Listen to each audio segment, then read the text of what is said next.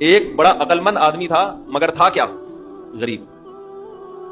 اکثر ایسے ہی ہوتا ہے عقل مندوں کے پاس پیسہ نہیں ہوتا. لیکن یہ قاعدہ کلیہ نہیں ہے. مالدار بولیں گے مفتی صاحب ہمیں بیوقوف کہہ رہے ہیں.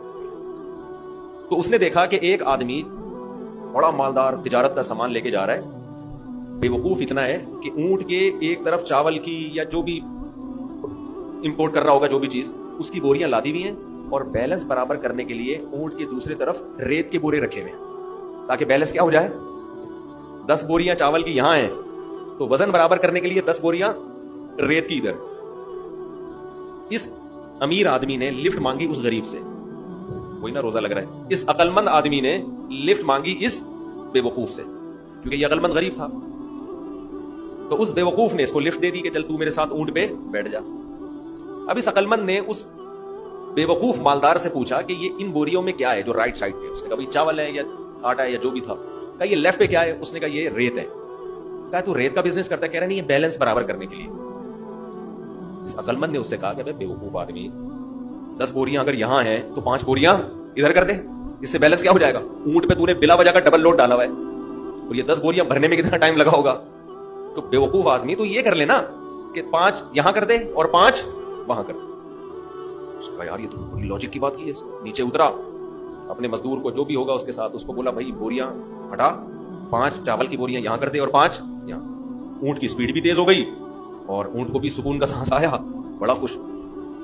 اب اس غریب آدمی سے اس بے وقوف نے انٹرویو لینا شروع کیا کہ تو کرتا کیا ہے. اس کا خیال تھا کہ یہ تو ارب پتی ہوگا جو اتنا عقل مند ہے جس نے مجھے اتنے اچھے مشورے دیے. یہ خود کیا ہوگا؟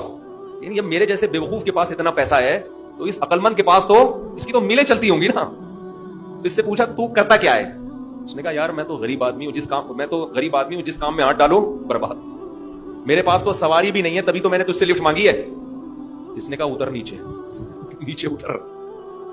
اونٹ کو واپس گھمایا 5 بوریاں دوبارہ ادھر کی اور ریت کی بوریاں دوبارہ بیلنس برابر کرنے کے لیے ادھر ڈال. بولا تیری عقل کی وجہ سے تیرے پاس جب 1 کوڑی روپیہ نہیں ہے تو میں بے وقوف تجھ عقل مند سے 1000 گنا بہتر. میں تیرے مشوروں پر عمل کروں گا نا میں بھی تیرے جیسا بن جاؤں گا. مجھے اپنے اسٹائل سے چلنے دے جیسا چل رہا ہوں. سمجھ رہے کہ نہیں سمجھ؟ میں جیسے اپنے اسٹائل سے چل رہا ہوں مجھے چلنے دے. اگر تیرے مشورے پر عمل کیا نا میں بھی تیرے جیسا غریب ہو جاؤں گا. لو كان بالحيل الغنى لوجدتني بنجوم اقطار السماء تعلقي.